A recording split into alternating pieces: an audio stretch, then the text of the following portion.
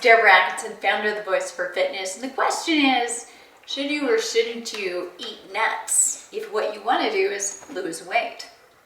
Well, here's the answer, and there's a little complication. It's never simple, is it?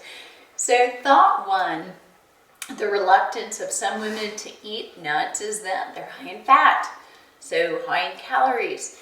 And you don't want to be as concerned about the calories as you do the fat, but the fact that it's high quality fat and that it's good for you is one reason to eat it.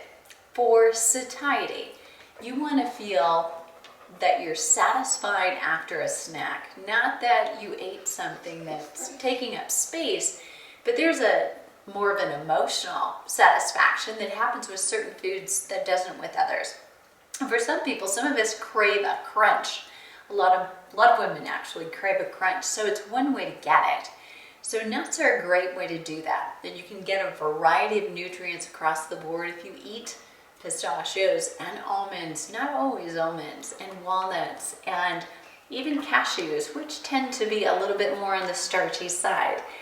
But there's probably not a nut or a seed, like sunflower seeds, that you can't or you shouldn't have.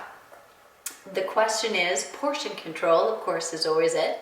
If you like to dig into it and you dig into a can of roasted and salted nuts, probably a little bit more dangerous than having a snack-sized portion of maybe raw almonds or very lightly seasoned or salted nuts available to you. But in a portion-controlled size is the key.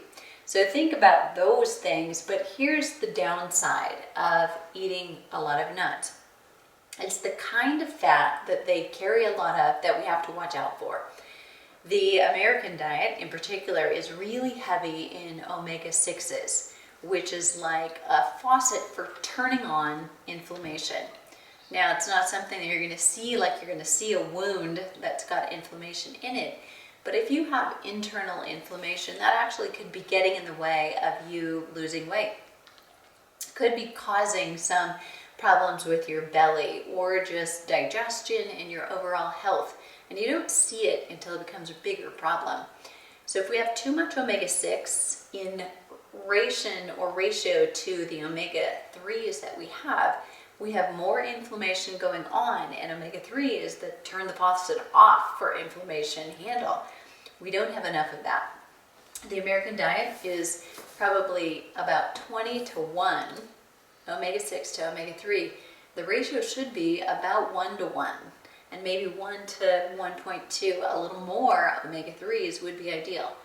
The challenge in doing that in the American diet is so many of our foods that have omega-3 also have omega-6s.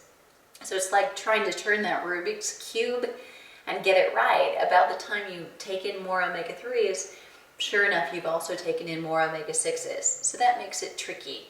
So where in your diet can you get more omega-3s, and what oils that we cook with are really more healthy than what we've grown up, if you're a female over 50, thinking of as a healthy fat. The most popular and savvy fats right now are avocado, coconut, and olive oil. Still runs right up there. Macadamia nut is also a better ratio of omega-3s to omega-6s. So all of the others, including canola oil, you want to push to the back or push out of your cabinet altogether.